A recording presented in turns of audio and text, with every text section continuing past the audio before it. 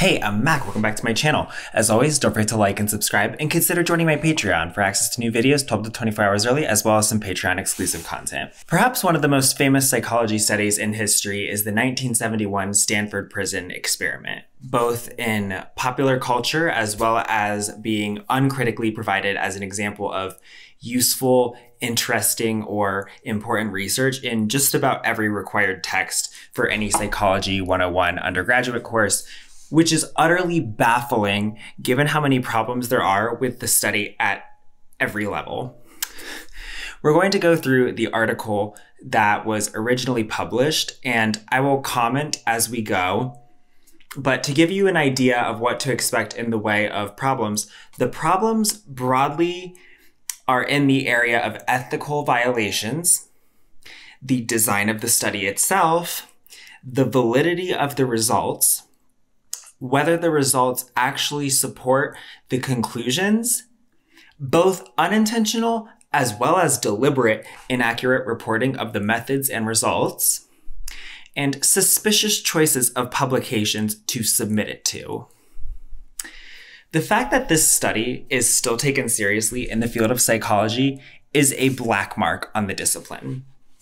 I am not going to comment overall on the scientific rigor of psychology research. However, in my opinion, the fact that this study has not yet received widespread condemnation from experts in the field is concerning. To cover the study itself, we're going to go through the first article the researchers published on their findings so that we can respond to the study the way that it is presented, as if everything they're saying is true. And you'll see the first red flag here in the choice of publication. It was published in the New York Times. Now, the New York Times is a fine newspaper. However, it's not peer-reviewed, and it's not an academic publication. It's not how scientific research is typically published. Certainly not before an article has even been published in a peer-reviewed scientific journal. Once we've gone through that article, I will go over what actually happened and the actual circumstances the experiment was conducted under, because there are a lot of quite interesting and juicy details that differ greatly from what was reported in the article, which is something that is, in my experience, considered scientific misconduct. But I don't know how they do things in psychology. So I'm going to read the entire New York Times article to you, and I'm going to insert my commentary as we go along.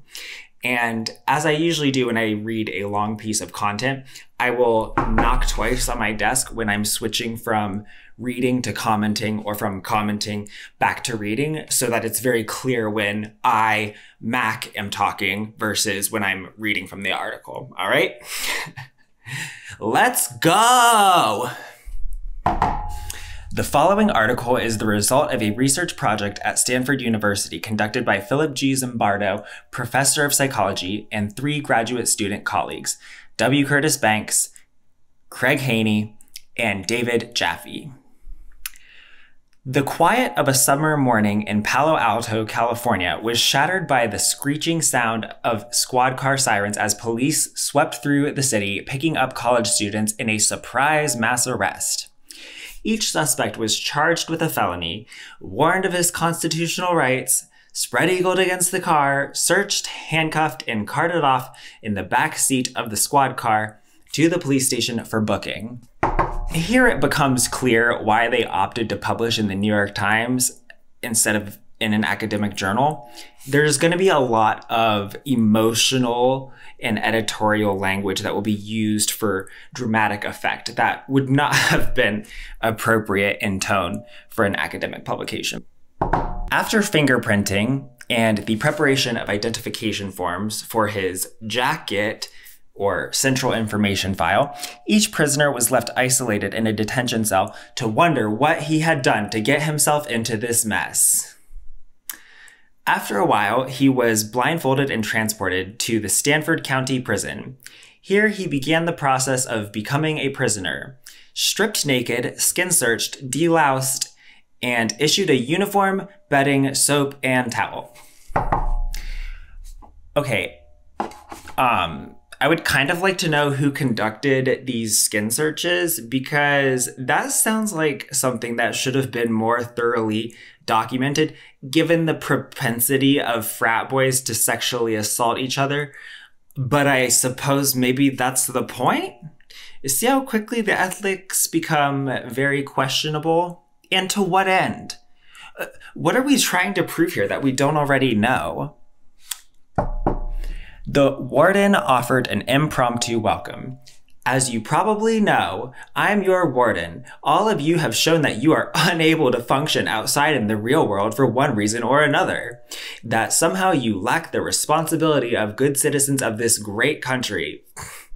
We of this prison, your correctional staff, are going to help you learn what your responsibilities as citizens of this country are. Here are the rules. Sometime in the near future, there will be a copy of the rules posted in each of the cells. We expect you to know them and to be able to recite them by number. If you follow all of these rules and keep your hands clean, repent for your misdeeds, and show a proper attitude of penitence, you and I will get along just fine. I don't know if any of you have ever been arrested, but I have. And I'm just going to say that I must have missed that speech in jail or something. I don't know. There followed a reading of the 16 basic rules of prisoner conduct. Rule number 1, prisoners must remain silent during rest periods, after lights are out, during meals, and whenever they are outside the prison yard. That was a verbatim quote. 2, prisoners must eat at mealtimes and only at mealtimes. 3, prisoners must not move, tamper, deface, or damage walls, ceilings, windows, doors, or other prison property. 7, prisoners must address each other by their ID number only. 8, prisoners must address the guards as Mr. Correctional Officer. 16, failure to obey any of the above rules may result in punishment. May result in punishment. Those are not really the rules of a prison, but okay, whatever. By late afternoon, these youthful first offenders sat in dazed silence on the cots in their barren cells, trying to make sense of the events that had transformed their lives so dramatically. What are you talking about? They were probably just sitting around, not really having much to do, okay? Also, I'm sorry, are you a mind reader? Transformed their lives so dramatically for the next 14 days. Are you actually suggesting that in less than 24 hours, that would lead a person to be sitting in a dazed silence? Are you fucking kidding me? What is the point of this? We know that prisons are horrific places already, and your little cosplay session is so cringy, to be honest. If the police arrests and processing were executed with customary detachment, however, there were some things that didn't fit. For these men were now part of a very unusual kind of prison, an experimental mock prison created by social psychologists to study the effects of imprisonment upon volunteer research subjects. When we planned our 2-week-long simulation of prison life, we sought to understand more about the process by which people called prisoners lose their liberty, civil rights, independence, and privacy, while those called guards gain social power by accepting the responsibility for controlling and managing the lives of their dependent charges. Why didn't we pursue this research in a real prison? First, prison systems are fortresses of secrecy, closed to impartial observation, and thereby immune to critical analysis from anyone not already part of the correctional authority. Okay, but I'm sure there's all kinds of records and accounts that could be used to get a decent, substantial amount of data. Prisons may be horrific, but there's also a lot of record keeping as well as legal proceedings that would surely provide much more valuable information than this weird prison cosplay session. There's plenty of case law that could be combed through about abuse in the prison system that would be packaged up and decided already, meaning You would be able to get a sense of what is true and what is false by examining the totality of the testimonies and supporting documentation and exhibits. So it's weird to not go about it via that angle. I mean, prisons may be a closed-off system, but it's not like they're immune from investigation or being litigated against. Second, in any real prison, it is impossible to separate what each individual brings into the prison from what the prison brings out in each person. What are you talking about? Of course it is. Each inmate is going to have a rap sheet that you could look over with corresponding cases and charges against them to see what the real circumstances are of their arrests and charges were. And you could trace the sequencing with times of incarceration to see if there's some type of escalation or if they commit violent infractions in prison despite having never been violent before, etc. In fact, I would think that prison inmates would be one of the easiest populations to examine that in, since the thing of interest is already going to be documented and summarized.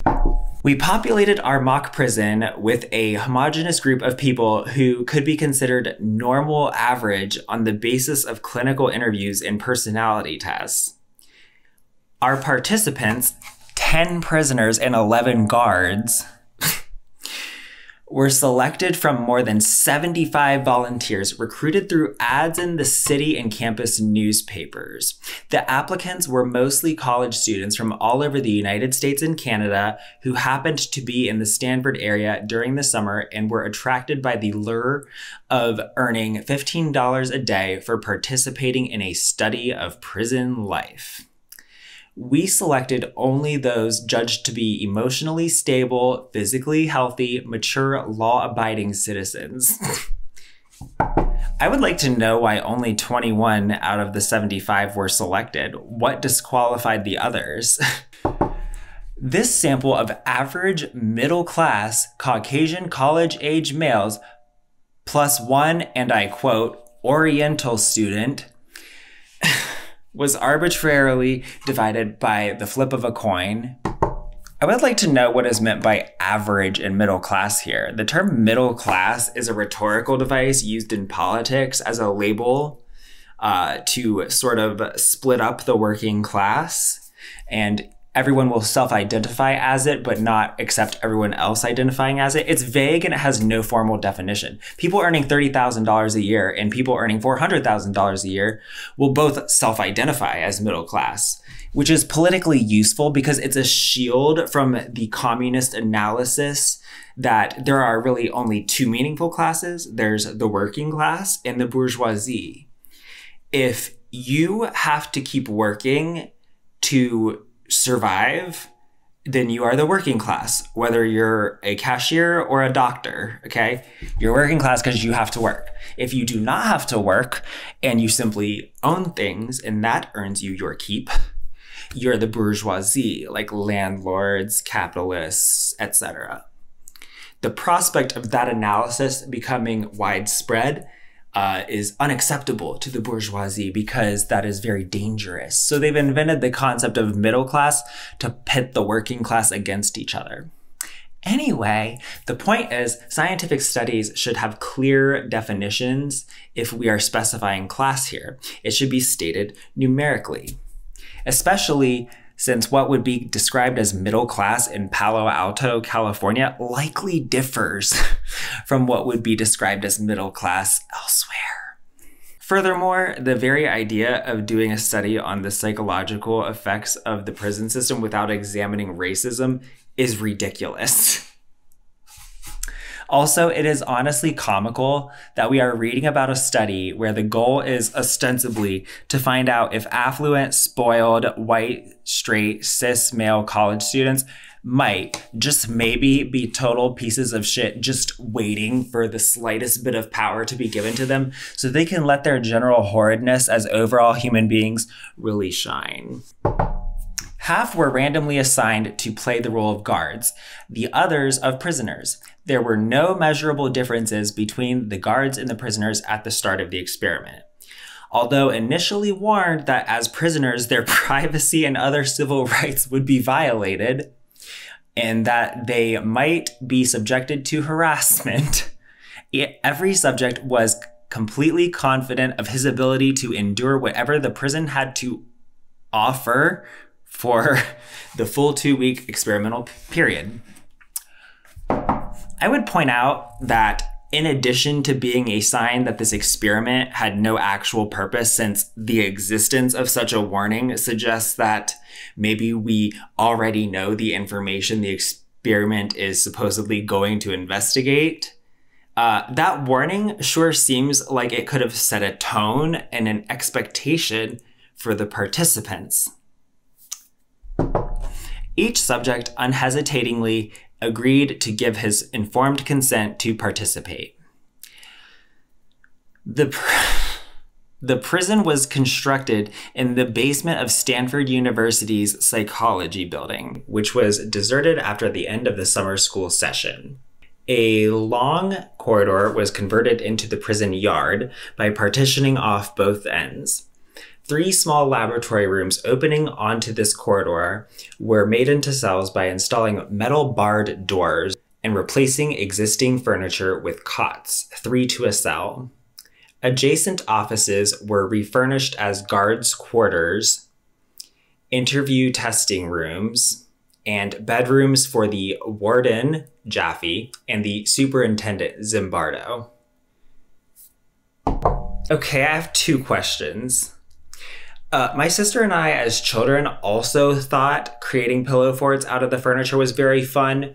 But you know what? If you are really going to be serious about creating an authentic environment, there are plenty of decommissioned prisons and jails in California that I'm sure a Stanford professor could have gotten access to for a study. Hell, Alcatraz was decommissioned in 1963, and I'm sure you could have used a wing or a few rooms of that, and that's right there in the bay.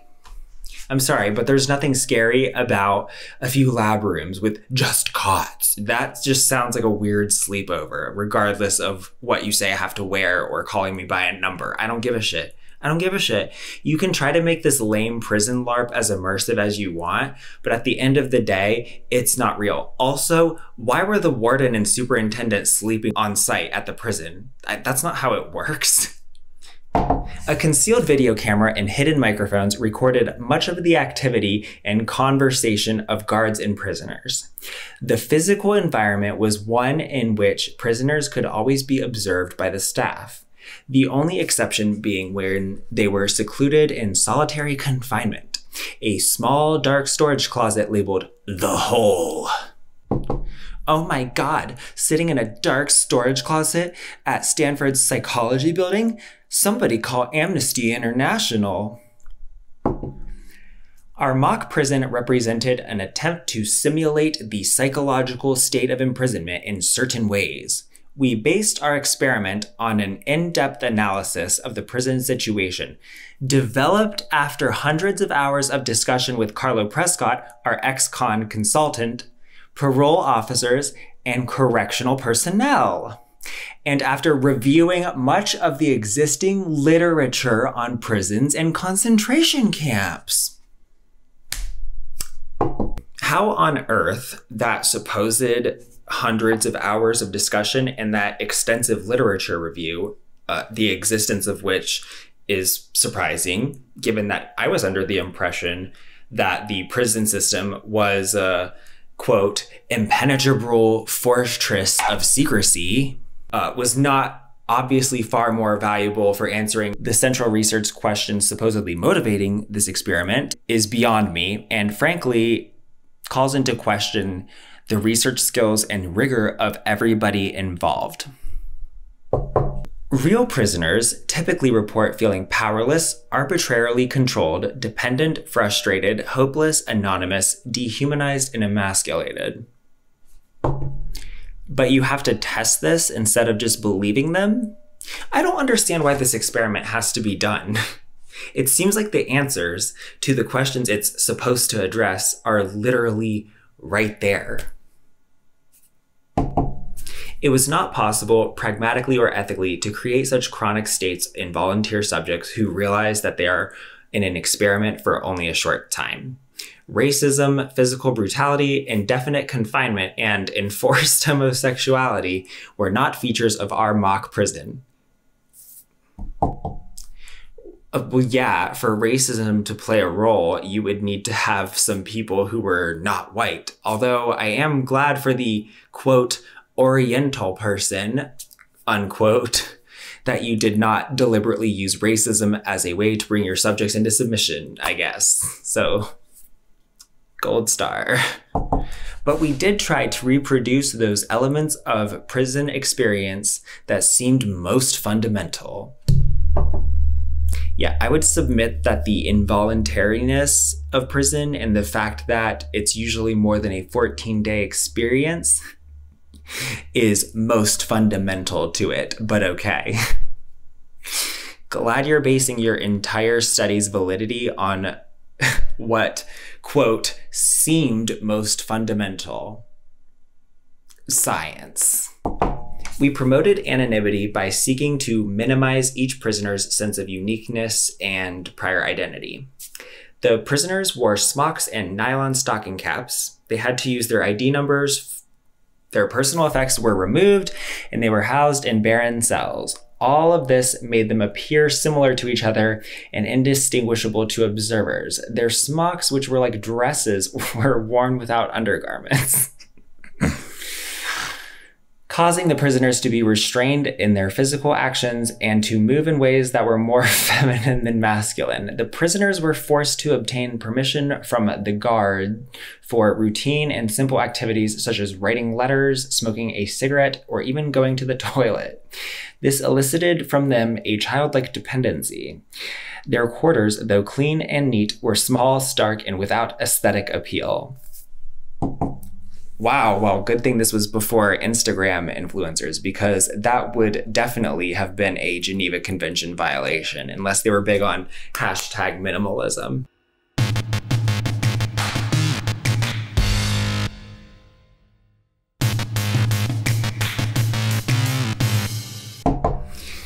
The lack of windows resulted in poor air circulation, and persistent odors arose from the unwashed bodies of the prisoners. After 10 p.m. lockup, toilet privileges were denied. Are you serious? So prisoners who had to relieve themselves would have to urinate and defecate in buckets provided by the guards. Yeah, see, right around there is when I, along with the rest of the world population who wasn't being coached by the professor conducting the study, would have been like, okay, bye, I'm leaving, you are not guards, you are not police, so get out of my way or I will call the real police and you will go to real jail for holding me against my will. Fuck this, give me my $15 for today, bye. Sometimes the guards refused permission to have them cleaned out, and this made the prison smell. Above all, real prisons are machines for playing tricks with the human conception of time. Is that what prisons really are above all? Because I would have to say that I completely disagree with that. That is a remarkably stupid statement to say that above all, real prisons are machines for playing with the human conception of time. That is an objectively absurd statement that suggests a woefully inadequate understanding of the sociological effects of the carceral system despite your hours of research. In our windowless prison, the prisoners often did not even know whether it was day or night. Then your prisoners have a serious hormone or circadian rhythm issue, because your circadian rhythm should be able to continue for at least several days, even without the sensory input of sunlight and darkness. Also, what real prison has no windows? A few hours after falling asleep, they were roused by shrill whistles for their count. The ostensible purpose of the count was to provide a public test of the prisoners' knowledge of the rules and of their ID numbers. But more important, the count, which occurred at least once on each of the 3 different guard shifts, provided a regular occasion for the guards to relate to the prisoners. Over the course of the study, the duration of the counts was spontaneously increased by the guards from their initial perfunctory 10 minutes to a seemingly interminable several hours. During these confrontations, guards who were bored could find ways to amuse themselves, ridiculing recalcitrant prisoners, enforcing arbitrary rules, and openly exaggerating dissension among the prisoners. The guards were also de-individualized. They wore identical khaki uniforms and silver reflector sunglasses that made eye contact with them impossible. Their symbols of powers were billy clubs, whistles, handcuffs, and the keys to the cells and the main gate. Although our guards received no formal training from us in how to be guards, for the most part they moved with apparent ease into their roles. The media had already provided them with ample models of prison guards to emulate. Are we saying that formal training couldn't possibly have improved the guards' behavior? Did he actually just say, oh, our guards don't have any training on being a prison guard, but they've seen movies with prison guards in them, which means they're exactly the same as real guards? This seems like a massive flaw in the methodology. Even if the rest of this dumpster fire of an experiment were valid, which it's not. Because we were interested in the guards' behavior as well as the prisoners, they were given considerable latitude to improvise and to develop strategies and tactics of prisoner management. Our guards were told that they must maintain law and order in this prison, that they would be responsible for handling any trouble that might break out, and they were cautioned about the seriousness and potential dangers of the situation they were about to enter. Surprisingly, in most prison systems, real guards are not given much more psychological preparation or adequate training than this for what is one of the most complex, demanding, and dangerous jobs our society has to offer. I'm sorry, but if the purpose of this study is truly to ascertain the effects of the prison system on behavior, then this hand-waving with regard to the training of guards seems like a massive methodological flaw. They are expected to learn how to adjust to their new employment, mostly from on-the-job experience and from contacts with the old bulls during a survival of the fittest orientation period. Okay, but there were no old bulls in the Stanford prison experiment. Day one was the first day on the job for all of the guards. Once again, we are hand-waving away a gigantic flaw in the methodology that could have had major impacts on the results. According to an orientation manual for correction officers at San Quentin, the only way you really get to know San Quentin is through experience and time. Some of us take more time and must go through more experiences than others to accomplish this. Some really never do get there. Yes, but it's not the case that this is every single officer at San Quentin's first day being a prison guard, a situation I would expect to go very differently from where there are people with a wide range in their level of experience. You cannot be a prisoner if no one will be your guard, and you cannot be a prison guard if no one takes you or your prison seriously. Therefore, over time, a perverted symbiotic relationship developed.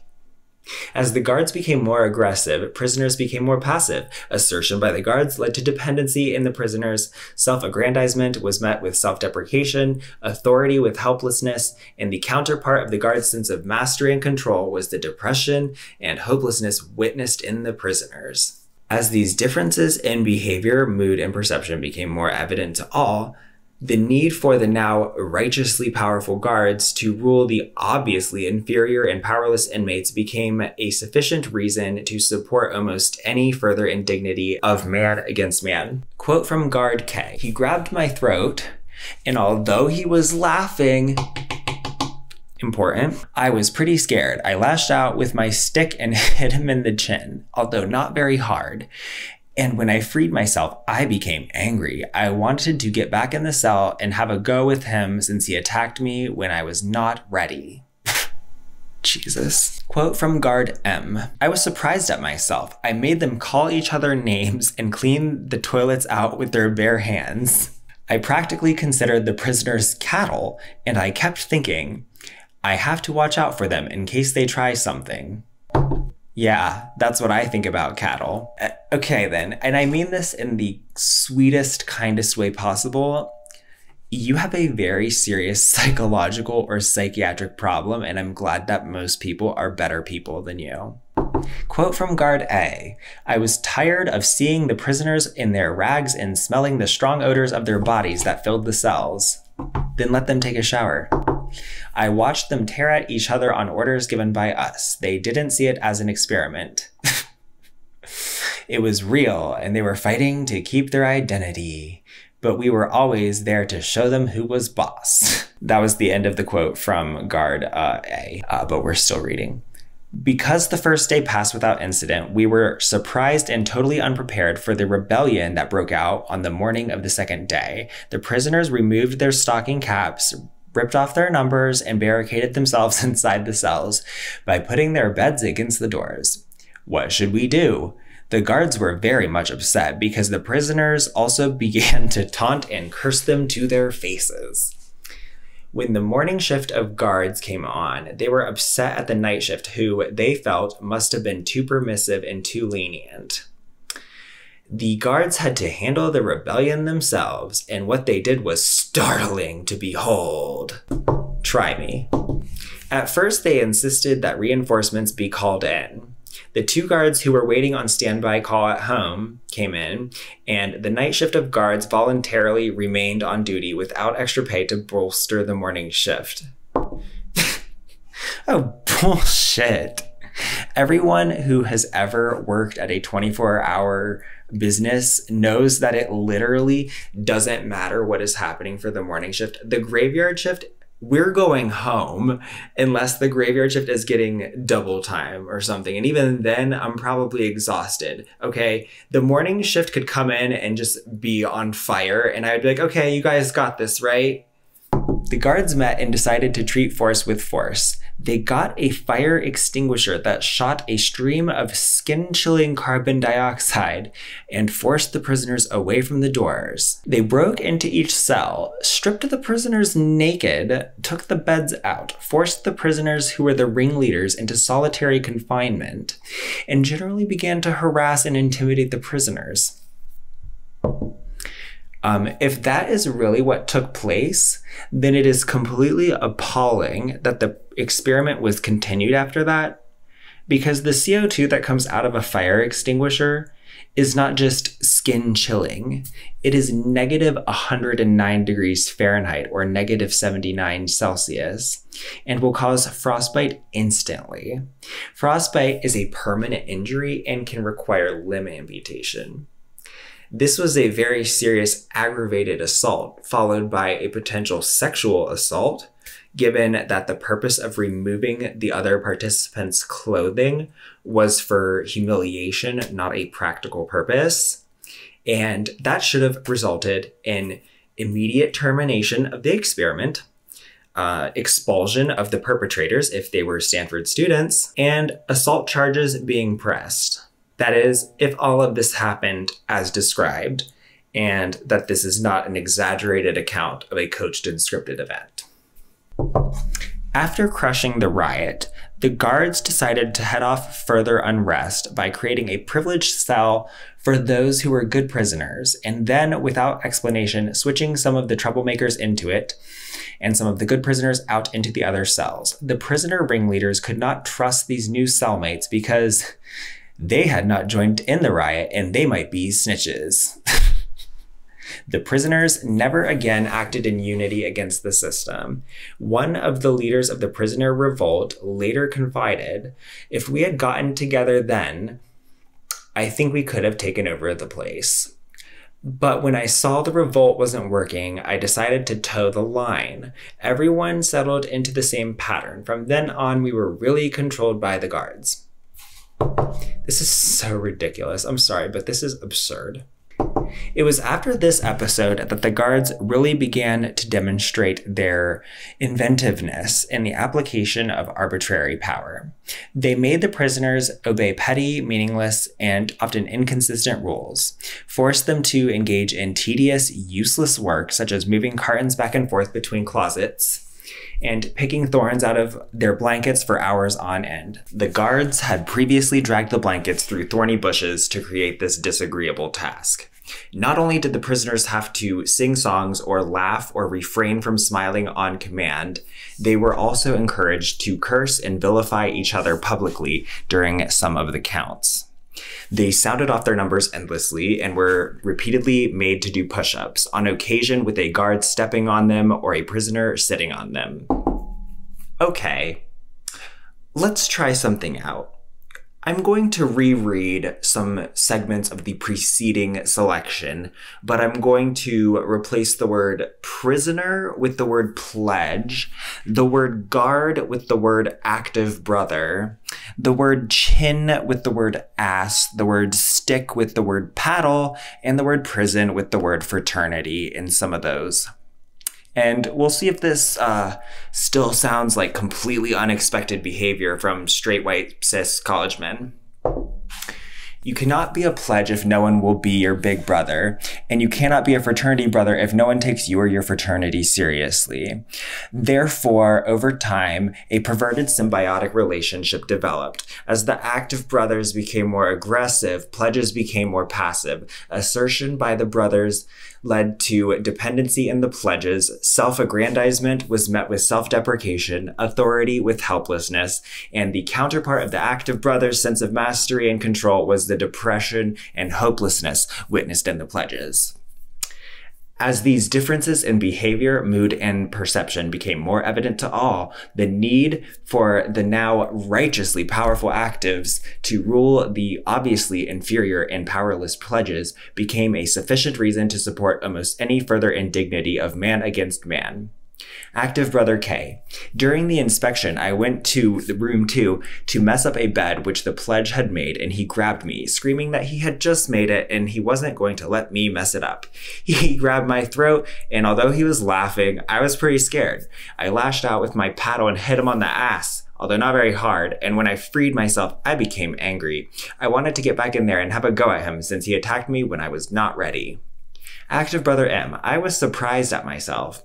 I made them call each other names and clean the toilets out with their bare hands. I practically considered the pledges cattle, and I kept thinking, I have to watch out for them in case they try something. The pledges wore smocks and nylon stocking caps. They had to use their ID numbers. Their personal effects were removed and they were housed in barren rooms. All of this made them appear similar to each other and indistinguishable to observers. Their smocks, which were like dresses, were worn without undergarments, causing the pledges to be restrained in their physical actions and to move in ways that were more feminine than masculine. The pledges were forced to obtain permission from the actives for routine and simple activities such as writing letters, smoking a cigarette, or even going to the toilet. This elicited from them a childlike dependency. Yeah, I don't know, man. It seems like it might not be the prison that's leading to this behavior. It kind of seems like maybe some young college men are just shitheads like this. Slowly, the prisoners became resigned to their fate and even behaved in ways that actually helped to justify their dehumanizing treatment at the hands of the guards. Analysis of the tape-recorded private conversations between prisoners and of remarks made to them by interviewers revealed that fully half could be classified as non-supportive of other prisoners. More dramatic, 85% of the evaluative statements by prisoners about their fellow prisoners were uncomplimentary and deprecating. This should be taken in the context of an even more surprising result. What do you imagine the prisoners talked about when they were alone in their cells with each other, given a temporary respite from the continual harassment and surveillance by the guards? Girlfriends? Career plans? Hobbies or politics?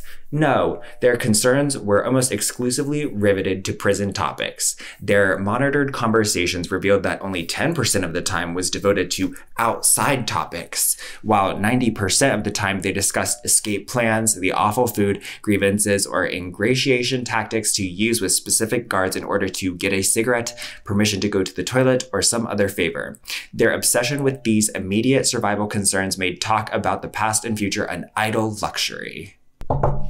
Wow, I can't believe they spent 90% of their time talking about the bizarre and surreal thing they're participating in. That is the only thing they know they have in common with the other participants. Couldn't they think of some topics unrelated to the absolutely insane experiment this terrifyingly unhinged psychology professor is conducting on them right now? And this was not a minor point. So long as the prisoners did not get to know each other as people, they only extended the oppressiveness and reality of their life as prisoners. You're a fucking idiot. One of the strongest forms of human bonding is the shared difficult experience thing. For the most part, each prisoner observed his fellow prisoners, allowing the guards to humiliate them, acting like compliant sheep, carrying out mindless orders with total obedience, and even being cursed by fellow prisoners at a guard's command. Under such circumstances, how could a prisoner have respect for his fellows or any self-respect for what he was obviously becoming in the eyes of all those evaluating him? I don't know, man. Once again, this sounds a lot like a pretty standard fraternity pledge experience, so I reject that this is unique to this brain-meltingly pin-headed prison LARP.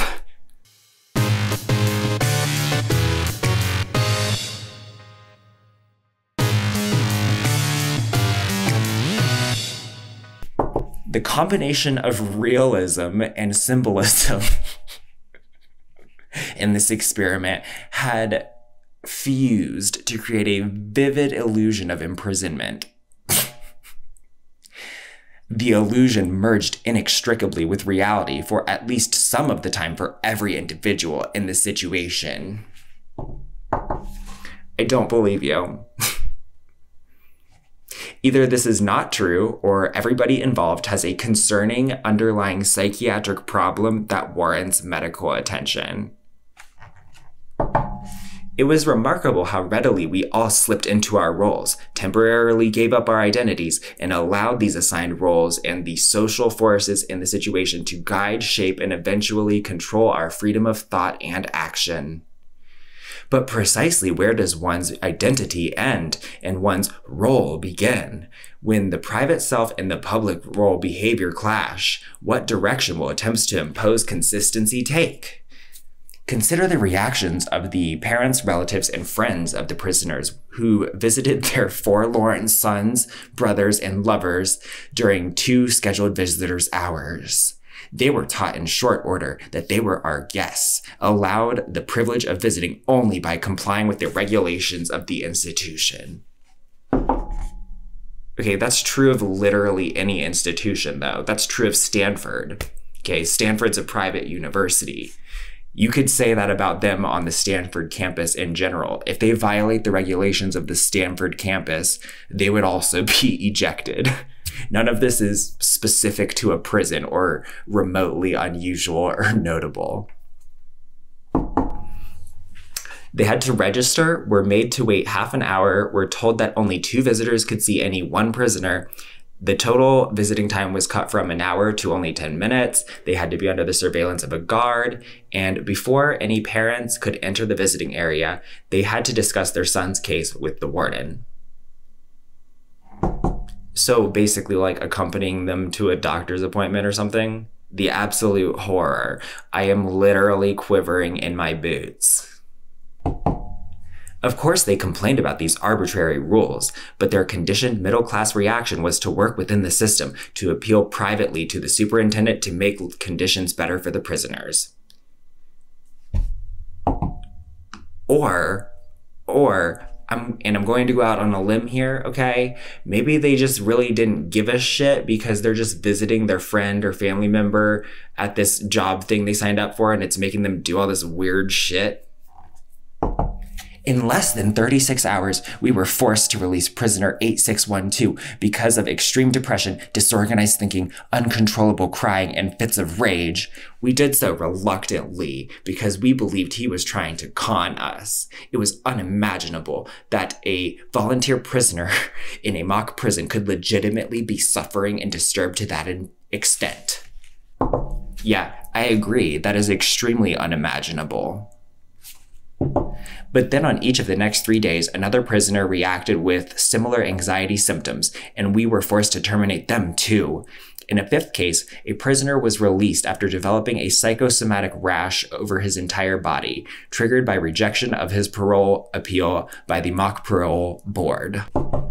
Well, of course it was a psychosomatic response. What else could cause a person who has spent several days sleeping intermittently in a new place with unfamiliar bedding and unfamiliar clothing made of new synthetic fibers worn without a first wash beforehand, and all while not being permitted to bathe at any point, to develop a rash?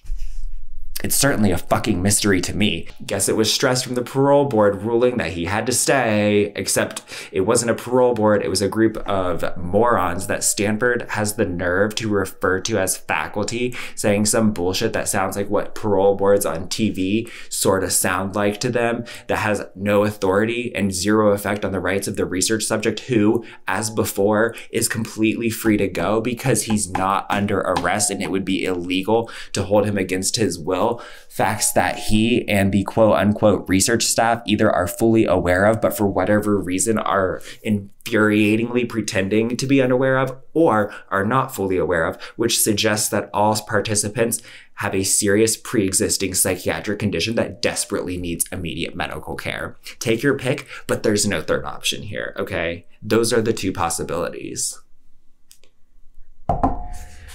These men were simply unable to make an adequate adjustment to prison life. Those who endured the prison experience to the end could be distinguished from those who broke down and were released early in only one dimension, authoritarianism. On a psychological test designed to reveal a person's authoritarianism, those prisoners who had the highest scores were best able to function in this authoritarian prison environment. If the authoritarian situation became a serious matter for the prisoners, it became even more serious and sinister for the guards. Typically, the guards insulted the prisoners, threatened them, were physically aggressive, used instruments such as nightsticks, fire extinguishers, etc. to keep the prisoners in line, and referred to them in impersonal, anonymous, deprecating ways, such as, "Hey you," or "You, obscenity 5401, come here." From the first to the last day, there was a significant increase in the guards' use of their most domineering, abusive tactics. Well, I'm still astonished that according to this article, there were numerous physical assaults occurring in a psychology experiment, and nobody thought this was a problem and warranted, at the bare minimum, halting the experiment immediately. Everyone and everything in the prison was defined by power. To be a guard who did not take advantage of this institutionally sanctioned use of power was to appear weak, out of it, wired up by the prisoners, or simply a deviant from the established norms of appropriate guard behavior.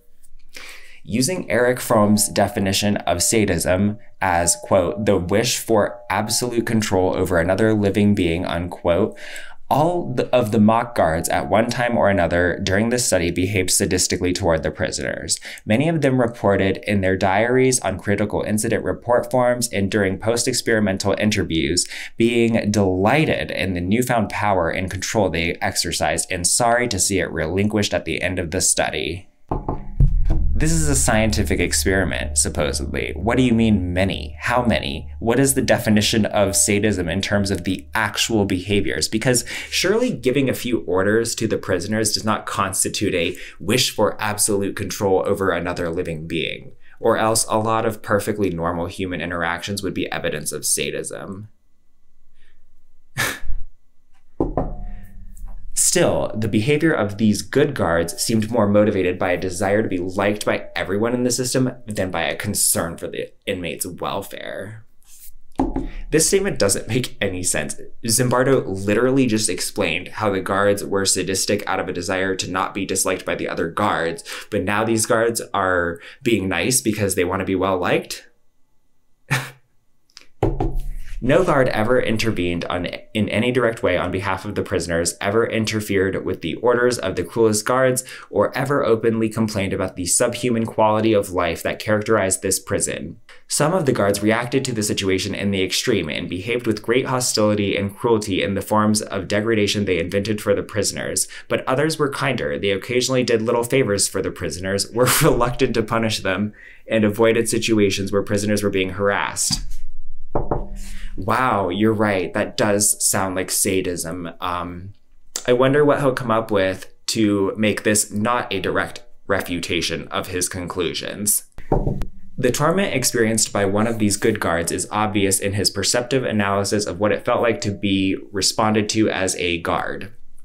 Quote, "What made the experience most depressing for me was the fact that we were continually called upon to act in a way that was contrary to what I really feel inside. I don't feel like I'm the type of person that would be a guard just constantly giving out shit and forcing people to do things and pushing and lying. It just didn't seem like me. And to continually keep up and put on a face that is really one of the most oppressive things you can do. It's almost like a prison that you create yourself. You get into it and it becomes almost the definition you make of yourself. It almost becomes like walls, and you want to break out and you just want to be able to tell everyone that this isn't really me. I'm a person who wants to get out and show you that I am free and I do have my own will, and I'm not the sadistic type of person that enjoys this kind of thing." Perhaps the most devastating impact of the more hostile guards was their creation of a capricious, arbitrary environment. Over time, the prisoners began to react passively. When our mock prisoners asked questions, they got answers about half the time, but the rest of the time they were insulted and punished, and it was not possible for them to predict which would be the outcome.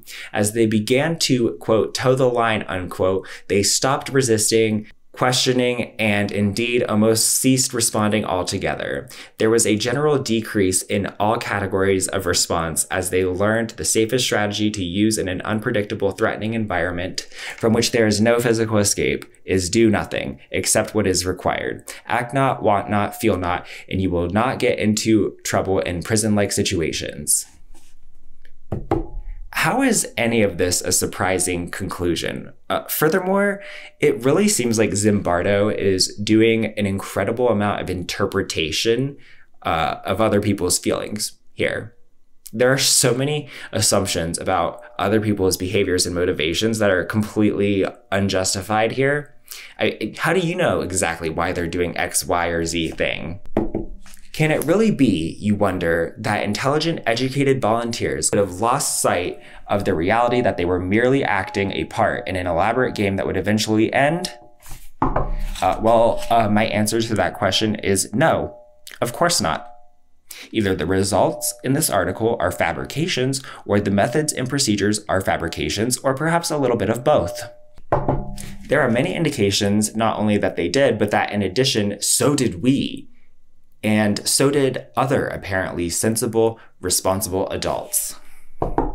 So did we?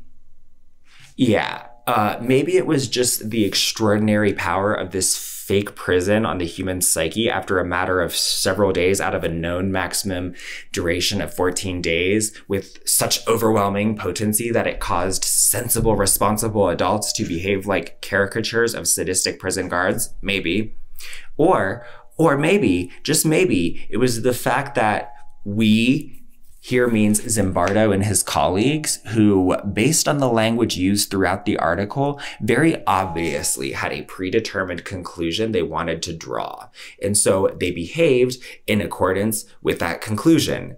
That might fly in psychology research, but in the rest of science, you are supposed to be objective and attempt to minimize the influence of confounding variables, and especially minimize potential sources of bias.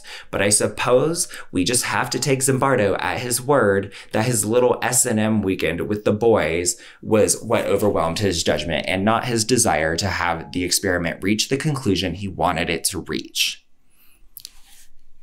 Prisoner 819, who had gone into a rage followed by an uncontrollable crying fit, was about to be prematurely released from the prison when a guard lined up the prisoners and had them chant in unison, "819 is a bad prisoner. Because of what 819 did to prison property, we must all suffer. 819 is a bad prisoner," over and over again. When we realized 819 might be overhearing this, we rushed into the room where 819 was supposed to be resting, only to find him in tears, prepared to go back into the prison because he could not leave as long as the others thought he was a bad prisoner.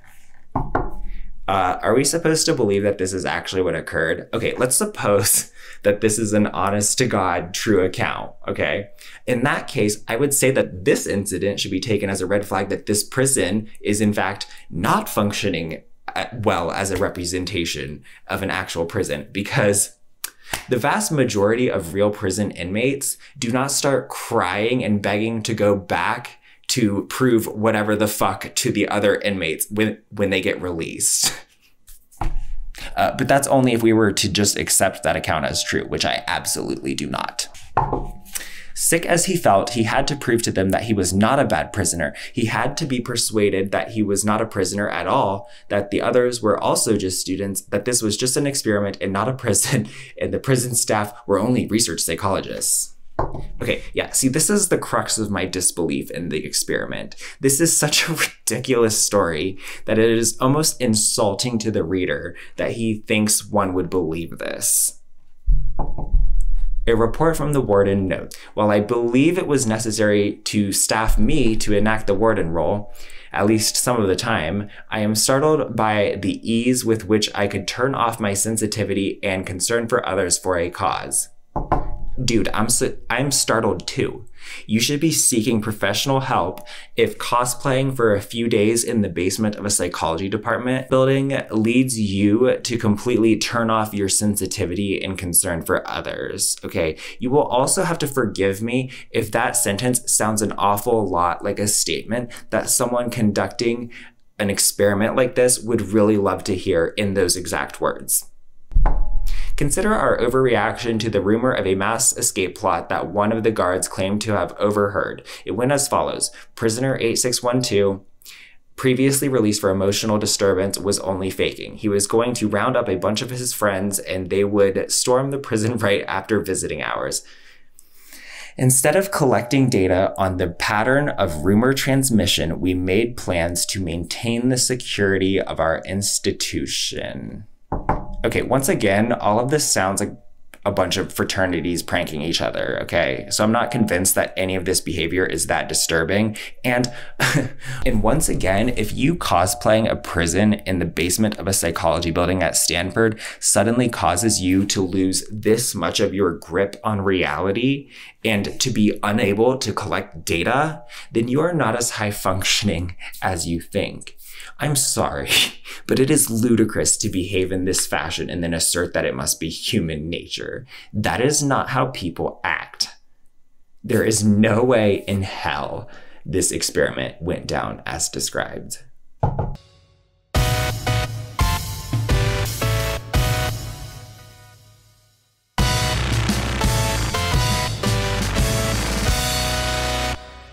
After putting a Confederate informer into the cell 8612 had occupied to get specific information about the escape plans, the superintendent went back to the Palo Alto Police Department to request transfer of our prisoners to the Old City Jail.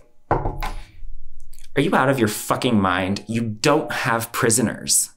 You are either being dishonest in your recounting of the events, or you have something more serious going on. People do not act like that.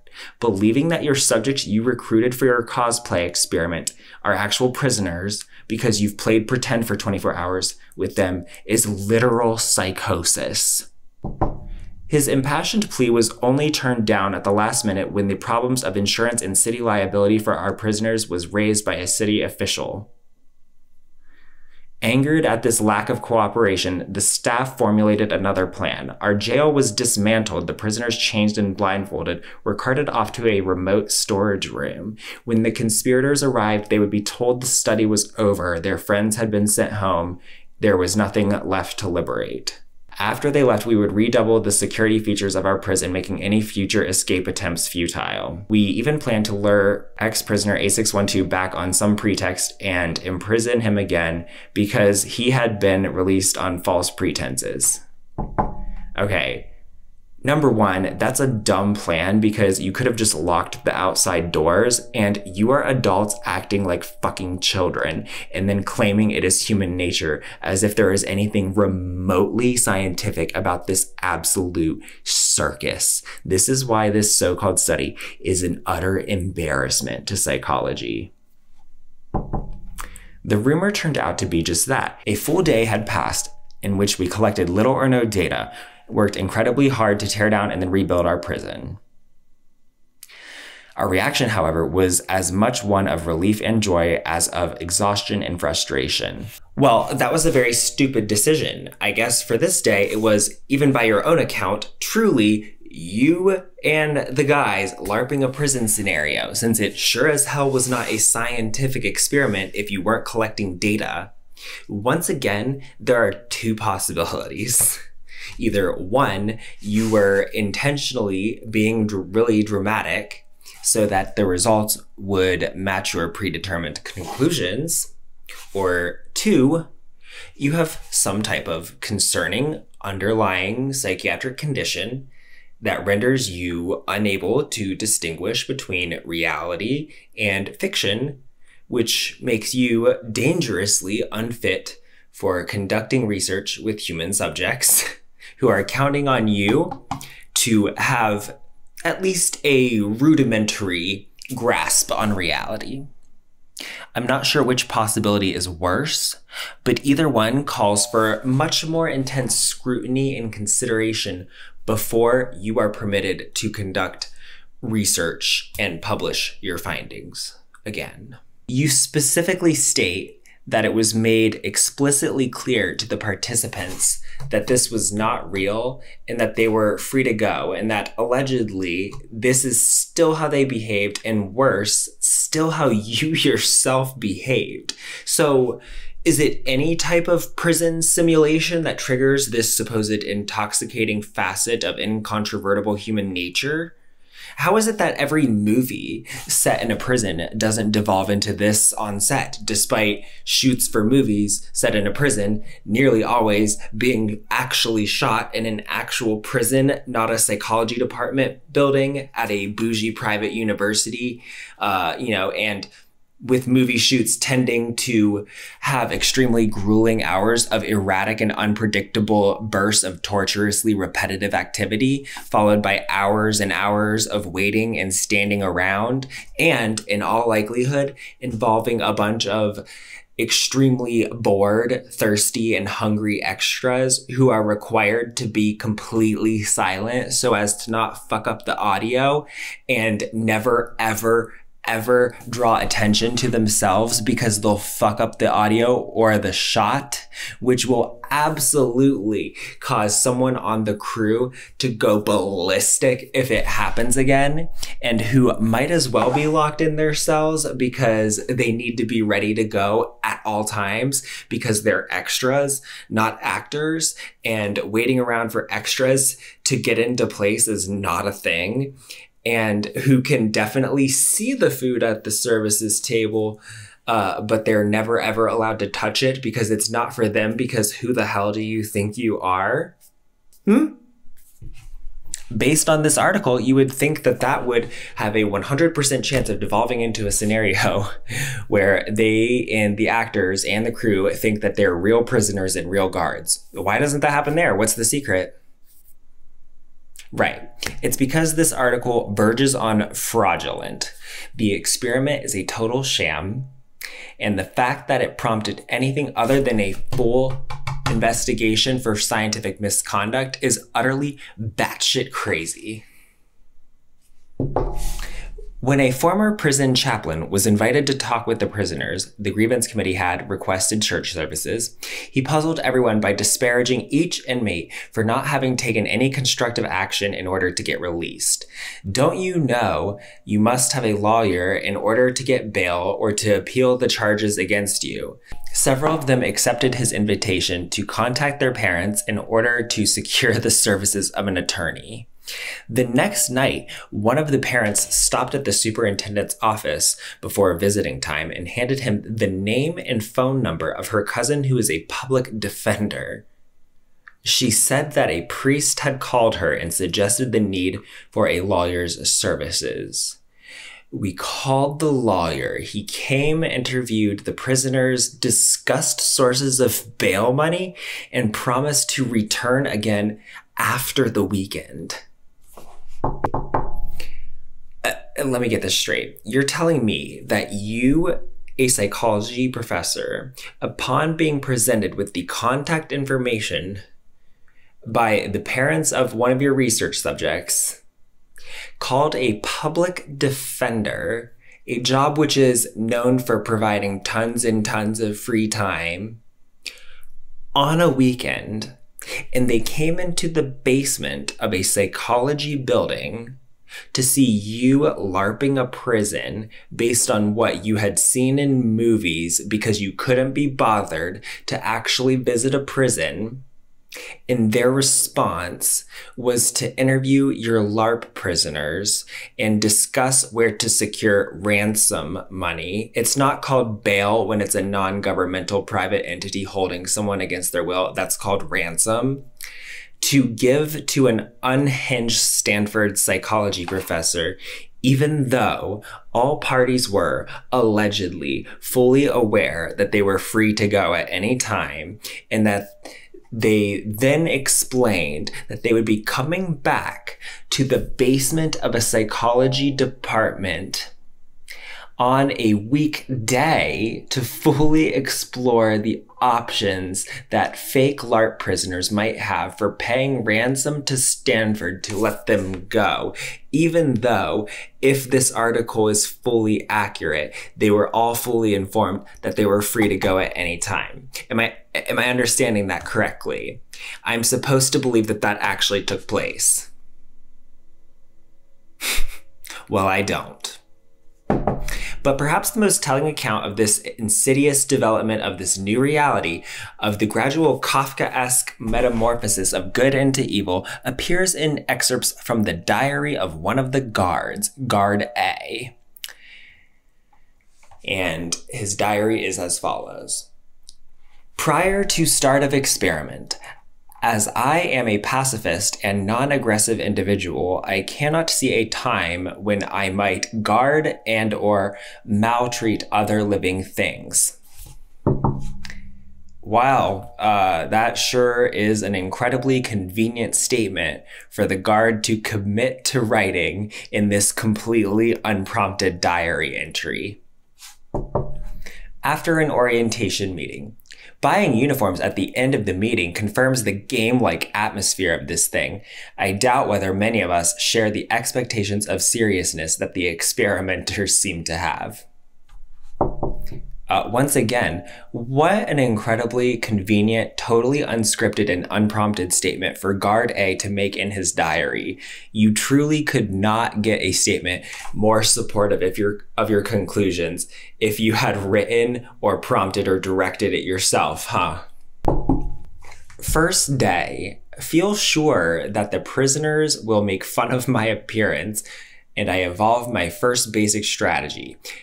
Mainly, not to smile at anything they say or do, which would be admitting it's all only a game. At cell 3, I stop and, setting my voice hard and low, say to 5486, "What are you smiling at?" "Nothing, Mr. Correctional Officer." "Well, see that you don't." As I walk off, I feel stupid. As you should, because that was stupid. But it's okay. It's only because this experiment is stupid. Second day, 5704 asked for a cigarette and I ignored him because I am a non-smoker and could not empathize.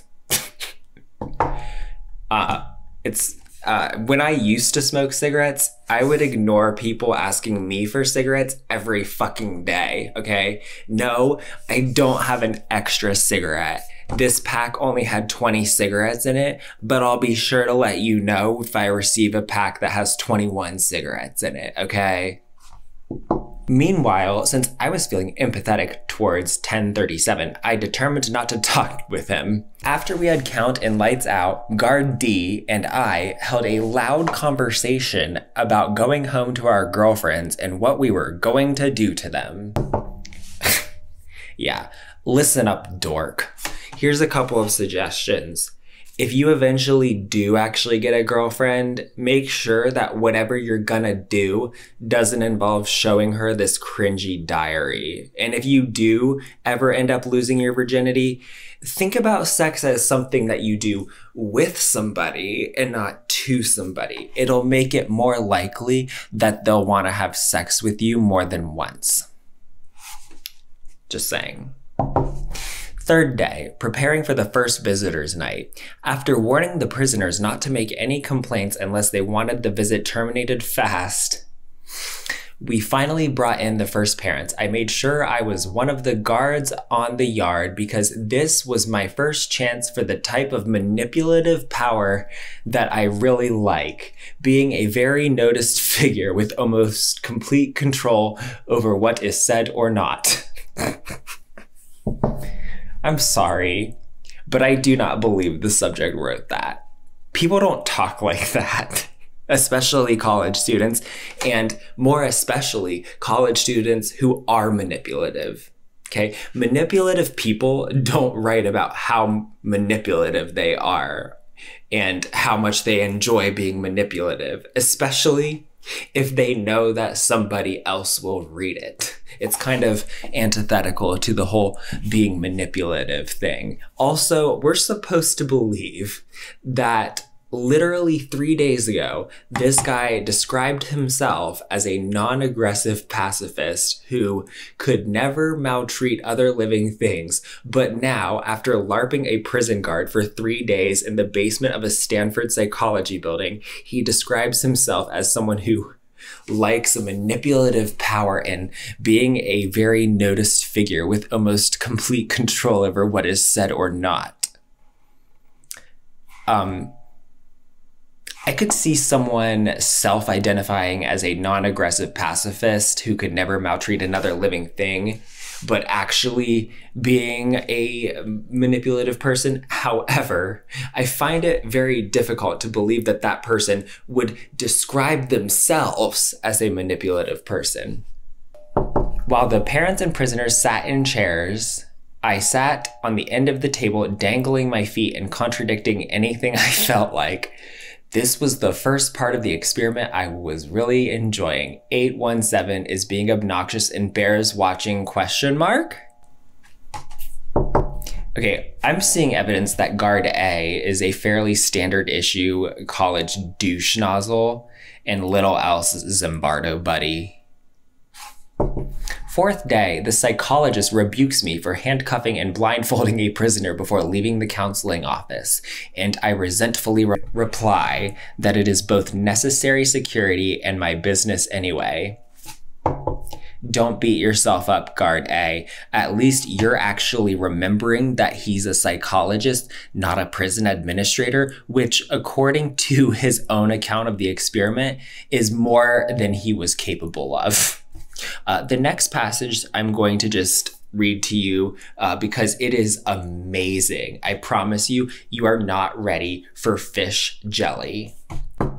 Fifth day, I harass Sarge, who continues to stubbornly over-respond to all commands.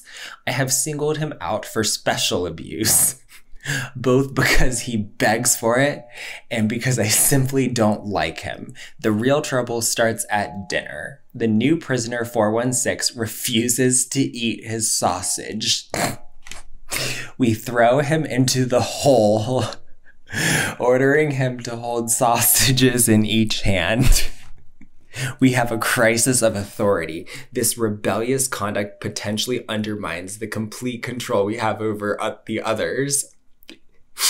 We decide to play upon prisoner solidarity and tell the new one that all the others will be deprived of visitors if he does not eat his dinner. I walk by and slam my stick into the whole door. I am very angry at this prisoner for causing discomfort and trouble for the others. I decided to force feed him, but he wouldn't eat. I let the food slide down his face. I didn't believe it was me doing it. I hated myself for making him eat, but I hated him more for not eating. 2 things. 1, there's no way they didn't realize what they were writing here. 2, this could literally be a description of initiation at Phi Delta Theta. This behavior is not unique to this experiment and situation. It's shitty behavior, don't get me wrong, but it's nothing novel being discovered here, and certainly nothing specific to the scenario being studied. 6th day, the experiment is over. I feel elated, but am shocked to find some other guards disappointed somewhat because of the loss of money and some because they are enjoying themselves. Okay, so this is back to Zimbardo speaking. We were no longer dealing with an intellectual exercise in which a hypothesis was being evaluated in the dispassionate manner dictated by the scientific method. You didn't realize that until the 6th day? Because it's been true since day 1, okay? In fact, I suspect it might have been true since the experiment was first conceived and designed. We were caught up in the passion of the present, the suffering, the need to control people, not variables, the escalation of power, and all of the unexpected things that were erupting around and within us. You're still not being dispassionate with this poetic prose and parallel structure. It has no place in a scientific report. This is not science. Dear psychology, this experiment is not science. Psychology might be science, but this is not science. This experiment is not science. It is a circus. It is a reality TV show. This is no more scientific than Jersey Shore. And if those attempting to advance the field of psychology want to quash the skepticism of their peers as to whether psychology is truly scientific, they should get it through their heads that this experiment is a disgrace. And it should be a source of humiliation at being associated with it, not something uncritically held up as groundbreaking research bravely undertaken despite ethical flaws in nearly every introductory psychology textbook used in university Psychology 101 courses. We had to end this experiment, so our planned 2-week simulation was aborted after only 6. Was it only 6? Yes, it was really only 6 days and nights. Was it worth all the suffering just to prove what everyone knows, that some people are sadistic, others weak, and prisons are not beds of roses? No. If that is all we demonstrated in this research, then it was certainly not worth the anguish. We believe there are many significant implications to be derived from this experience, only a few of which can be suggested here. The potential social value of this study derives precisely from the fact that normal, healthy, educated young men could be so radically transformed under the institutional pressures of a prison environment. Is that surprising to you? You can tell that Zimbardo is a white, straight, cis man because he is absolutely shocked that young straight men with privilege are sometimes the worst people. My issues with this conclusion are that I don't agree that it was a radical transformation, given that no behaviors were demonstrated that cannot be found in other scenarios with groups of similar young men. Fraternity initiations and hazings are routinely way more extreme than anything observed in this study, so I'm not understanding the level of shock here. Two, even if we grant that the behaviors were a radical transformation and not observed elsewhere, I don't agree that the experiment constituted a prison environment to any degree that could possibly meet scientific rigor. It was a psychology building basement that was, by the researchers' own admission, set up based on fictional depictions of prisons in movies and television, with no actual research or observations of a real prison. Three, the participation of the principal investigator, that's Zimbardo, in the study and inclusion of his own behaviors in the analysis are a tremendous source of bias, and the entire experiment should be thrown out for that. If this could happen in so short a time without the excesses that are possible in real prisons, and if it could happen to the cream of the crop of American youth, then one can only shudder to imagine what society is doing both to the actual guards and prisoners who are at this very moment participating in that unnatural social experiment. Well, I guess we do have to imagine it since you won't visit a real prison. And what do you mean by cream of the crop? Is that because they're affluent, white? What are you trying to say? Are you trying to say that people who aren't affluent white men are just naturally more violent, so it's more surprising that they would engage in this type of behavior?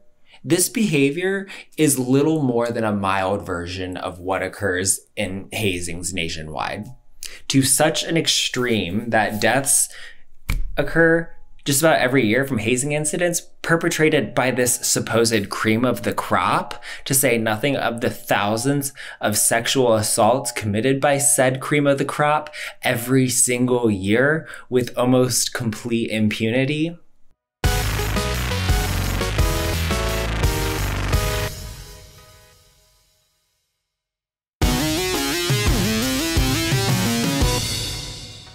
The pathology observed in this study cannot be reasonably attributed to pre-existing personality differences of the subjects, that option being eliminated by our selection procedures and random assignment. Rather, the subjects' abnormal social and personal reactions are best seen as a product of their transaction with an environment that supported the behavior that would be pathological in other settings but was quote-unquote appropriate in this prison. Had we observed comparable reactions in a real prison, the psychiatrist undoubtedly would have been able to attribute any prisoner's behavior to character defects or personality maladjustment, while critics of the prison system would have been quick to label the guards as psychopathic. This tendency to locate the source of behavior disorders inside a particular person or group underestimates the power of situational forces. Yet, I think that Zimbardo here likewise underestimates the role that the individual does play. He speaks as though the individual is simply helpless against the situation, which was not true even in his dubious recounting of the so-called experiment, in which he refers to certain guards not engaging in sadistic behavior despite external pressures as good guards contrasted with the bad guards. There are people who are more likely to participate in the type of sadistic behavior supposedly observed under the right circumstances, but there are absolutely people who would never do those things under any circumstances, no matter what.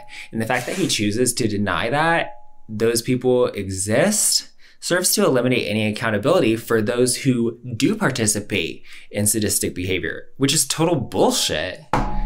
During a series of encounter debriefing sessions immediately after our experiment, we all had an opportunity to vent our strong feelings and to reflect upon the moral and ethical issues each of us faced, and we considered how we might react more morally in future real-life analogs to this situation.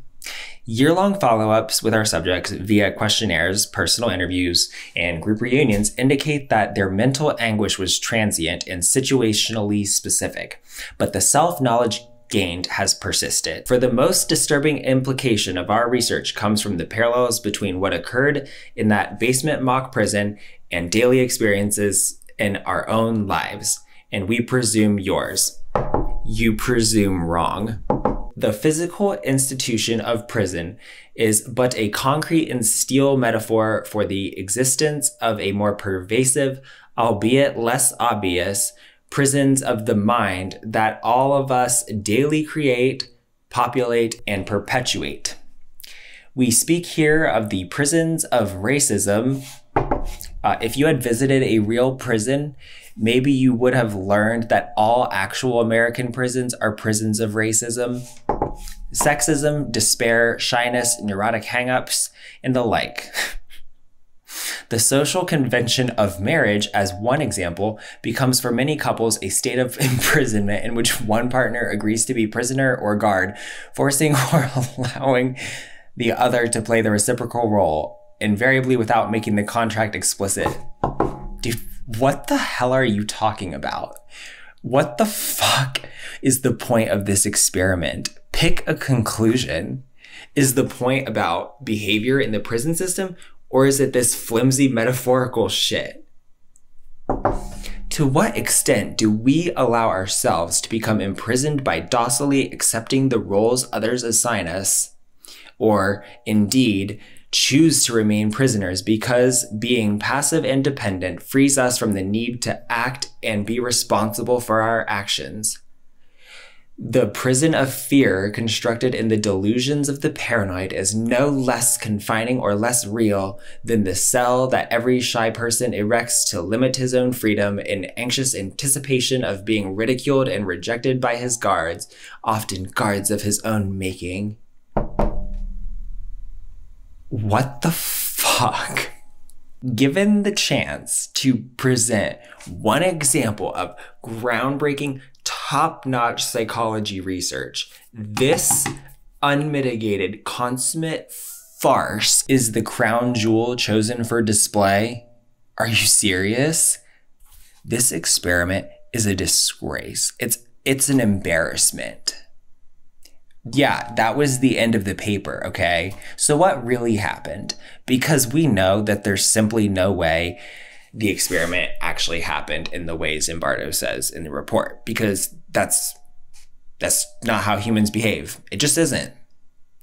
Well, in science, it is important to present your data transparently, including any data that does not support your conclusions or that could expose flaws in your methods. And failing to present such items would be considered to be scientific misconduct and fraud. Science is a broad range of fields, but the defining characteristic that makes something science is the application of the scientific method, in which you seek to, as much as you possibly can, remove any confounding variables and sources of bias. It is born out of an understanding that our reasoning can be very flawed, and that our biases and that inescapable human love of being right can be very powerful forces of misguidance without us even being aware of it.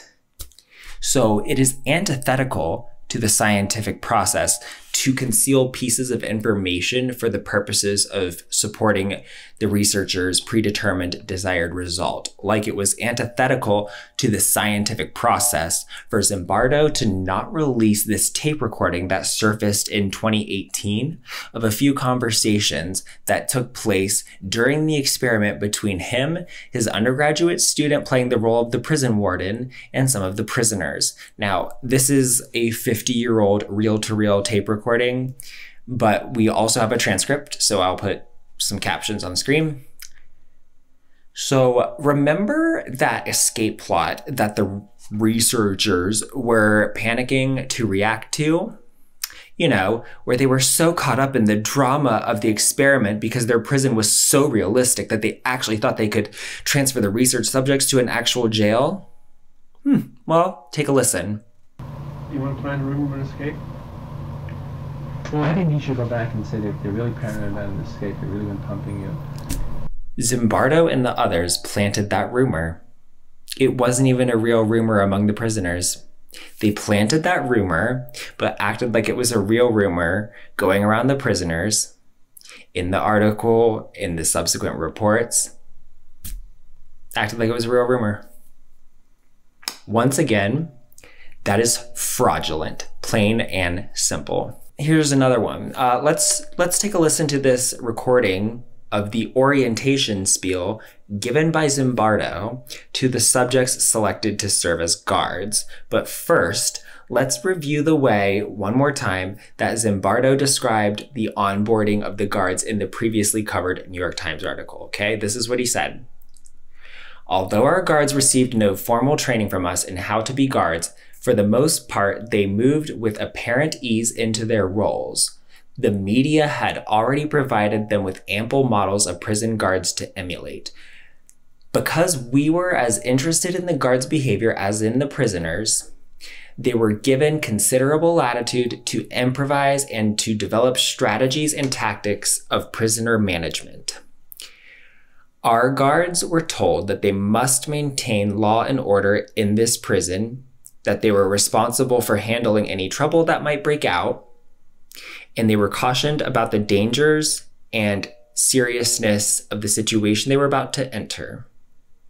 So this is a point that Zimbardo has repeatedly emphasized over the years, that the guards behaved as they did with absolutely no prompting or coaching or suggestion from the researchers. So here's that recording. My name is Phil Zimbardo. I'm a professor of psychology here. I've gotten interested in both prisons and the way in which certain situations influence people's behavior. I got interested in prison for a number of reasons. I did work on techniques that the police use to get confessions, psychological techniques since they can't use third degree, and then got involved with some individual prisoners who, at least one of whom has been sentenced to death. And it's clear to me that his confession was coerced and that was the only evidence they had. So I had a personal interest in prison and also a academic one, because what is the ways in which police use psychology to further their own end. During the course of the term last year, some students of mine were interested in prisons and decided to try to set up a prison.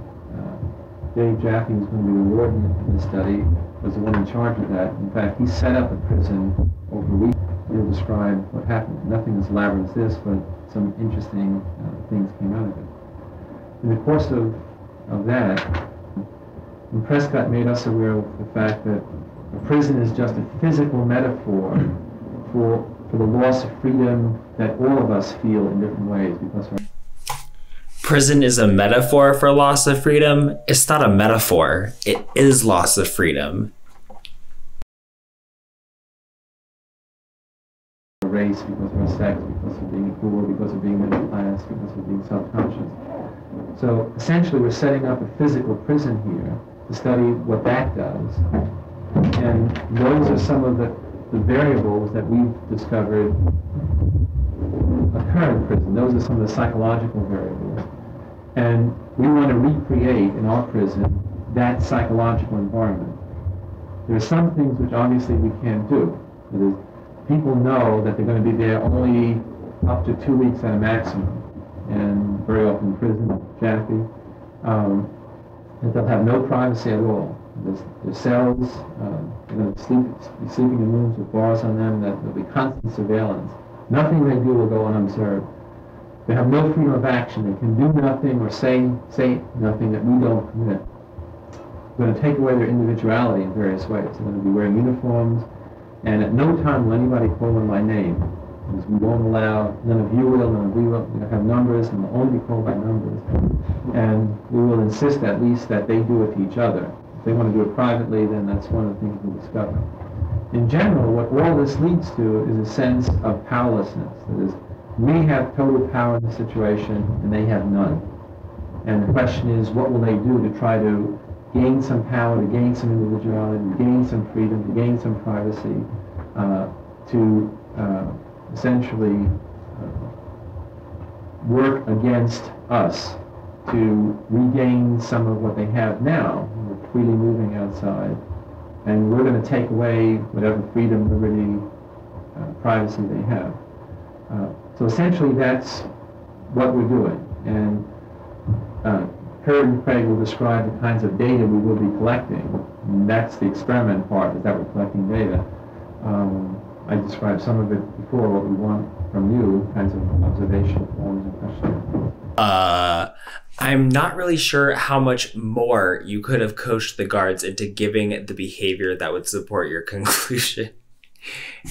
You're not putting a thumb on the scale. You're sitting on the scale, Zimmy boy. This fundamentally changes the entire experiment. That is essentially the complete opposite of the hands-off, no formal training account provided in the New York Times article. And in my opinion, it is outright fraud to have not included that orientation in the reporting. It is obvious that it was not left out of the report in some kind of accident or oversight. It was clearly omitted because it would be devastating to the case for his predetermined conclusion. When you think back to the wording in the article, it honestly makes it kind of hilarious how Zimbardo is pretending to be completely blindsided by the guards' behavior now that we know he specifically told them that the goals were to, quote, create boredom, create a sense of frustration, create a sense of fear, create a notion of arbitrariness that their life is totally controlled by us. I mean, where did they ever get an inclination to be abusive other than the explicit instructions provided at the beginning of the study and then conveniently forgotten about when writing the report for the popular press prior to any academic publication? But that's not the only way that Zimbardo influenced the behavior of the guards. Take a listen to this conversation between Jaffe and the first prisoner to get to leave on his way out. It will start with the prisoner giving Jaffe tips on how to make the experiment go more the way Zimbardo wants. Well, one thing that might affect things a little bit is if the word got out that you were giving bonuses to the guards who were being the strongest, because they don't know that. I mean, they know that there are sanctions, but it seems as if they feel like the guards that don't make it, you'll let them go, or something. You know, and I was saying that I was saying to them, you know, because everybody's pretty well defends the guards. I said, well, I can't really defend them too much because it seems like, you know, they're defending the guards. How? They say, well, you know, they really need the money. They must really need the money, and at least most of them, they feel like they're probably not really like this. You know, it's just they're being forced into doing it. But it's like I say, you know, well, but it seems like you can find other things to do for $2 or less an hour, and that might not violate your moral feelings. And I in fact feel it. I mean, that was part of the reason why I wouldn't have gotten into this thing. Which Not only were the guards instructed to be abusive, they were actually given bonuses for how abusive they were. Furthermore, despite Zimbardo's constant yammering about how everyone, including him, was just swept up in the prison environment, this seems to contradict that and suggests that even with the mistreatment by the guards, the prisoners still end up on the side of the guards, saying that they're just doing it so they don't get fired, indicating that at least at this point, everybody had a pretty firm grasp on reality. Of course, this leads to the question of why didn't they just leave? After all, the other key element of the experiment that Zimbardo constantly emphasizes throughout the article and in media appearances is that the psychology of the prison environment caused the prisoners to lose touch with reality, and as such, they only tried to get paroled, even though they could have left the experiment at any time, right? They could have left the experiment at any time, right? Well, see, the interesting thing was that the guys came in yesterday. The two guys came in and said they want to leave. I said, you know, there's only two conditions under which you can leave: medical, health, or psychiatric, and that's the condition of this other guy. Other than that, there's no condition in which you can leave. But if there's someone medically or psychiatrically, we'll tend to immediately have the the staff of the Cowell Health Center. We have the emergency room, as I did at the hospital. And I think just the fact you said we made all these other provisions ensure that nothing. And I think they really believe it. They just said they can't leave. Oh, and that shit with the grievance thing is why we got second. Did you know that you're really a prisoner? That you can't get out if you want to get out? Oh, holy fuck. I can't believe this bullshit. Well, that definitely explains the behavior observed. It makes fucking sense now, knowing that it was in fact not their choice to remain in the study or not. No, it was just Stanford literally falsely imprisoning research subjects. Incredible. Which means that this study truly uncovered fuck all, because there is nothing surprising about basically any level of extreme reaction when you're being held against your will. Breakdowns, panic, and all manner of distress are exactly what I would expect from someone who thought they were in a voluntary 14-day study that they could leave if they chose to do so. But once they were told that they could not actually leave, knowing that, I'm surprised that their reactions were that mild. I mean, no wonder they were trying to break out or get out by faking an extreme mental breakdown or psychotic episode. That's not deranged. That is logical, goal-directed behavior in a situation where you're being held against your will, but have been advised that you can be released only for medical or psychiatric reasons.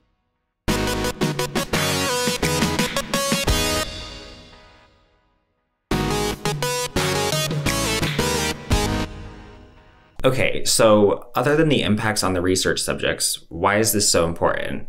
Well, it matters because prisons are real institutions that imprison real people. And when you have misguided, unscientific research being conducted in the psychology department of our top universities or Stanford, that's going to have policy influence. Because 3 weeks after the study ended, the inmates, the majority of whom were Black at Attica State Prison in New York, took over control of the facility from the all-white correctional staff to demand better treatment. The governor of New York ordered the prison retaken by force. Helicopters dumped tear gas, and hundreds of law enforcement officers and armed guards fired unjacketed bullets, which are banned by the Geneva Convention, blindly into the fog, indiscriminately slaughtering prisoners and hostages in the deadliest confrontation on American soil since the Civil War. The media falsely reported that the inmates had slashed hostages' throats. In fact, 3 inmates and 1 corrections officer were shot by inmates, but law enforcement shot 128 men, killing 29 inmates and 9 hostages. When the uprising was over, troopers and prison officers stripped prisoners naked and forced them to crawl through broken glass in hand-dug latrines, and then directed them into the prison, where they were forced to run naked through the hallways between lines of officers as they beat them and yelled racial slurs. In the following weeks, prisoners were repeatedly beaten, locked in solitary confinement, and raped in revenge. The country searched for answers. In comes Zimbardo with his study that, oops, didn't look into racism as a factor. I mean, why would that be important? To put corrections officers and the prisoners on the same moral ground in a 20-minute primetime special on NBC. You know, they're all victims of the carceral system, right?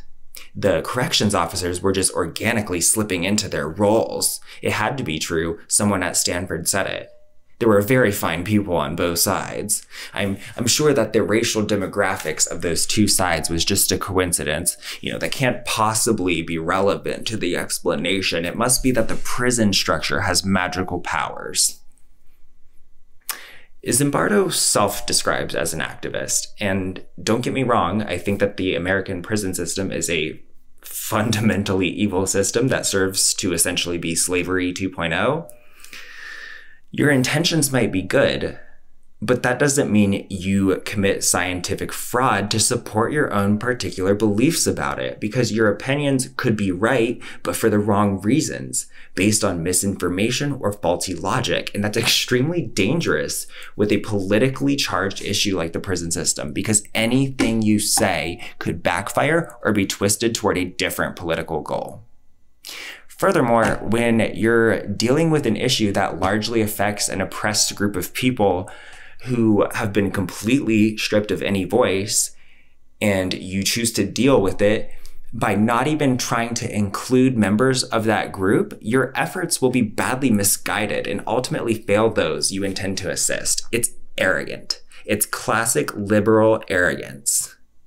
Instead of finding a way to actually talk to some real prisoners or visit an actual prison or analyze actual prison records, you decided that the most effective way to do research on the prison system was to literally stay in your ivory tower, the basement of it at least, and cosplay a prison based on, and I can't believe you actually admitted to this in your article, portrayals of prison in television and movies. That's outrageous. That is outrageous. That is like if Berkeley announced that they had discovered californium by watching movies about nuclear war, and then in the paper they just listed a single reference in the work cited reading, 1, we stayed at a Holiday Inn Express last night. Look, if your political goal is the right one, the evidence will support it without you fabricating it. Instead, look what happened. The Stanford prison experiment was later widely cited in the tough on crime 1980s and 1990s as evidence that nothing should be done to improve conditions in this country's prisons because nothing will help, the so-called nothing works doctrine. Look how bad it got at that Stanford experiment. Nothing will help, so why bother? This completely unscientific farce of an experiment launched Zimbardo into fame, and the experiment became a social psychology touchstone. Its influence spread internationally. It was used in Poland and Germany to explain the Holocaust as a result of situational factors. In 2001, Zimbardo was elected president of the American Psychological Association, a move that should be absolutely taken as a red flag on the credibility of that organization. Once again, in 2004, when prisoner abuse at Abu Ghraib was exposed, Zimbardo was on all the talk shows arguing that it wasn't bad apple soldiers or whatever, it was a bad barrel, okay? An argument that he also made in court as he provided expert testimony on behalf of Ivan Frederick, the staff sergeant supervising the military policeman who committed the abuse based on this so-called experiment. Okay, so that was a lot to take in. Okay, let's review the major problems with this Stanford prison experiment, okay? We're gonna summarize. So the first set of points, the experiment as described in the articles was fundamentally unscientific for the following reasons. Number 1, it's unclear what the research question being answered actually is. It is so important for there to be a clearly defined question you're trying to answer, because a vague question will make it impossible to design a good experiment. If you can't clearly articulate the question you are trying to answer, then it's likely that a scientific experiment is not the appropriate course of action. Maybe you just need to do some background research or observation and just, write a report on your findings. You could visit an actual prison and write a case report, Number 2, not a single variable was defined in this entire study. This is fundamentally unscientific. Number 3, there were no quantitative or even qualitative systems for reporting results. Number 4, the sample size was too small. It was only 21 people, and it was not people who demographically represented the prison population. Number 5, setup and conditions of the simulation were based on movies, television, and other media rather than on reputable sources of legitimate background research.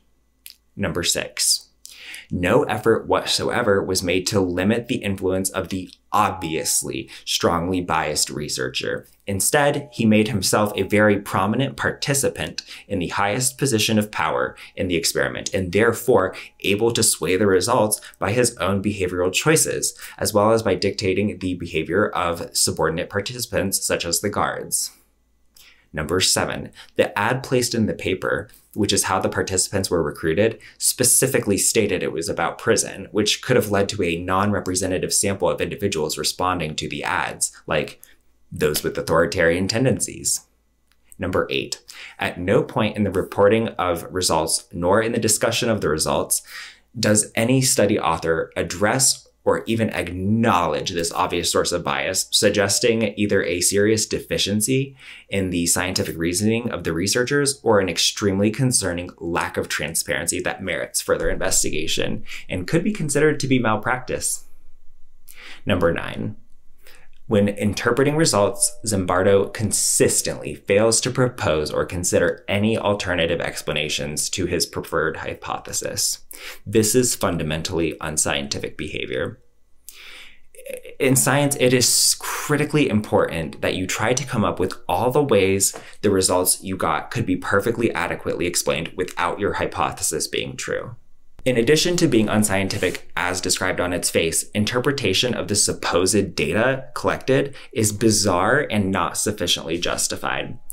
Zimbardo consistently fails to propose alternatives to his predetermined conclusions. He was so shocked to see that after he told them to be abusive to each other, these white male college students started acting like a bunch of frat boys or something, with such shocking acts of abuse that you wouldn't believe it was happening on Stanford's campus.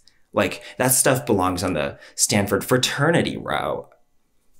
Other than the fact that I'm gonna guess that was some lame shit compared to a 1970s frat hazing, it seems immediately obvious to me that perhaps the behavior observed is not unique to a simulated prison, but rather is a pattern of behavior typical of a certain archetype of college-aged male in certain in-groups, which would explain why it is virtually indistinguishable from mild fraternity hazing. See, in my opinion, that sounds like an interesting thing to look into.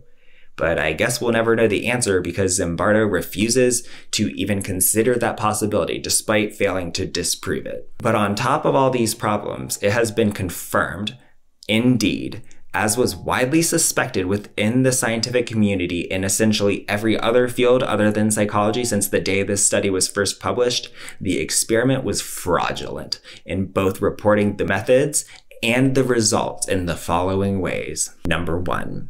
Zimbardo repeatedly stated that the subjects were aware that they were free to go and uses this premise as evidence for the power of the prison environment, even stating that the results of his study would be of little interest if this were not the case. In reality, the study's prisoners were told that they were not permitted to leave other than on psychiatric or medical grounds, which in and of itself is more than a sufficient explanation for any extreme behavior by the prisoners, in addition to raising far more serious ethical questions than those typically raised about this particular study. Zimbardo deliberately prevented the publication or disclosure of the recordings that revealed this. Number 2. Similarly, Zimbardo reported that the guards were not given any direction or training in terms of their behavior, but rather their behavior and treatment of the prisoners developed completely organically without outside influence. In reality, guards were given a long orientation that specifically instructed them to behave abusively and were rewarded with increased pay proportional to how abusive they were. Number 3, Zimbardo reported that the prisoners lost awareness that it was an experiment. In reality, this was not the case. The prisoners were always aware that it was an experiment and were engaged in logical, goal-directed behavior based on this understanding. Recordings that revealed this were deliberately withheld from publication, and multiple prisoners wanted to leave the study and were told they could not unless there was a psychiatric or medical reason, so some of them attempted to display those. This study is a completely unscientific dumpster fire. And it is well past the time for psychology as a discipline and field of study to denounce it. Because this unhinged man has, as a result of the inexplicably positive response from his peers, been given real chances to influence real policy based on this study, including speaking on national television to defend the white prison guards at the majority black inmate Atticus State Prison, suggesting that it was just the prison environment that caused them to shoot 29 inmates and 8 hostages dead, after which they beat, humiliated, and raped the survivors in revenge for the uprising. And then years later, testifying to Congress to heroically make sure that the military officers who oversaw the abuse of inmates at Abu Ghraib were not totally unfairly blamed for the abuse that literally everyone in that situation totally would have done too, because it was definitely the prison environment's fault, okay? Because one time, he and 21 white college students went into the basement of a psychology building at Stanford and LARPed a prison for 6 whole days, and now he knows everything about prison and prison life and the factors that enable and permit abusive inmates. It's science. Do you hear how insanely fucking stupid that sounds? It is time for the field of psychology to denounce this unscientific trash masquerading as science, or stop demanding to be treated as real science. It is nothing short of deeply disturbing that nearly every Psychology 101 textbook uncritically holds this experiment up as an absolute gem of psychological research with a few ethical imperfections, but a gem nonetheless. No. This is an embarrassment. This experiment is a disgrace. It is unscientific, it is fabricated and fraudulent on multiple fronts, and it is actively harming people and the reputation of psychology among its scientific peers, as well as the general public, every single day. Drop it. I've been Mack. Peace out. Bye!